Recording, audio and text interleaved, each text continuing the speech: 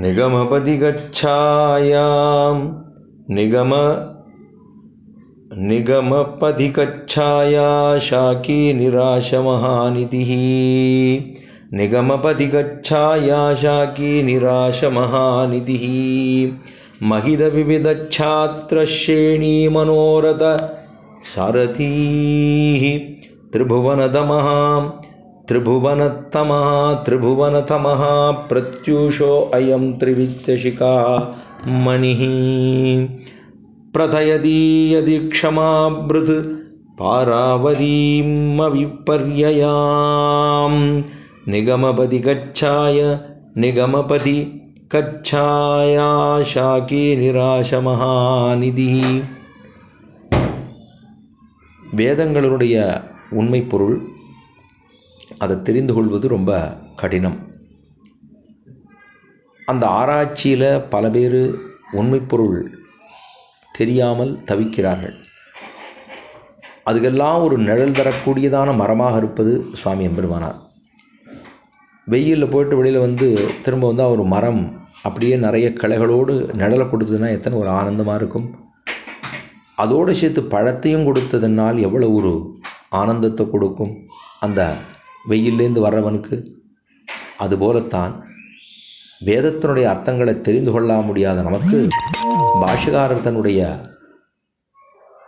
ஸ்ரீசுக்திகளினாலே நிறைய சந்தேகங்களெல்லாம் போக்கி உண்மையான பொருளை கொடுக்கிறார். அது எப்படி இருக்குன்னா, கையிலே கனியை கொடுத்தது போல மகோபகாரம் செய்துள்ளார். அதே போல் உலகத்தில் நிறைய பேர் வாடி கிடக்கிறார்கள். என்ன வாட்டம் அப்படின்னா, வறுமையால் வாட்டம். அவனுக்கு நிறைய புதையல் கிடைச்சா எப்படி இருக்கும், அதுபோலத்தான் பாஷ்யகாரருங்கிறவர் ஒரு பெரிய புதையலை போலே அந்த பேரின்பமாக இருக்கக்கூடிய மோட்சானந்தத்தை பெறுவர்களுக்கு சுவாமி ஒரு புதையலாக இருக்கிறார். அவர்கிட்டேருந்து பல பல விஷயங்கள் வெளியிலே வந்தது. அதெல்லாம் உபதேசங்களாக மாறித்து, ஸ்ரீசுக்திகளாக மாறித்து, சிஷ்யர்களாக மாறினார்கள்.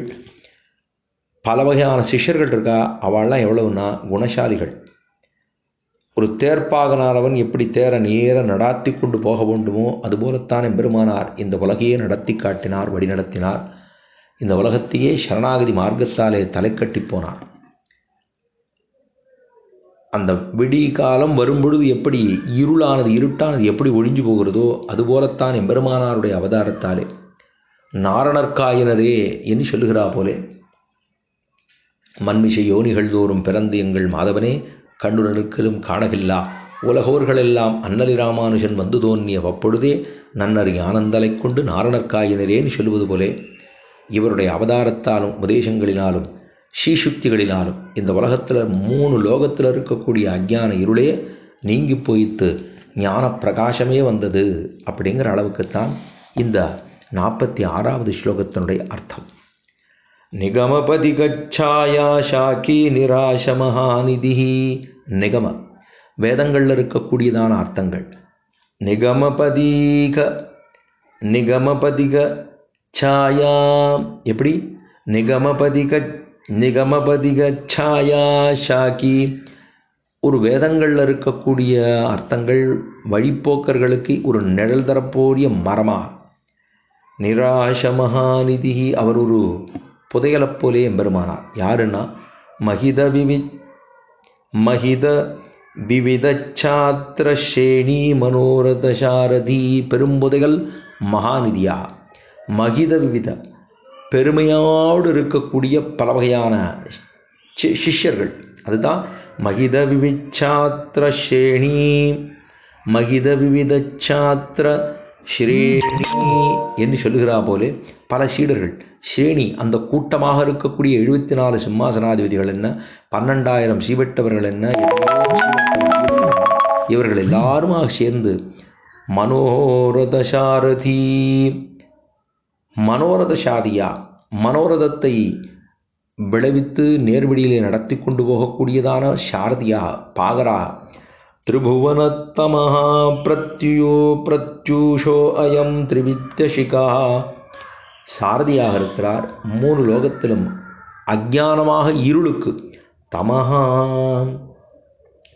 பிரத்யூஷா.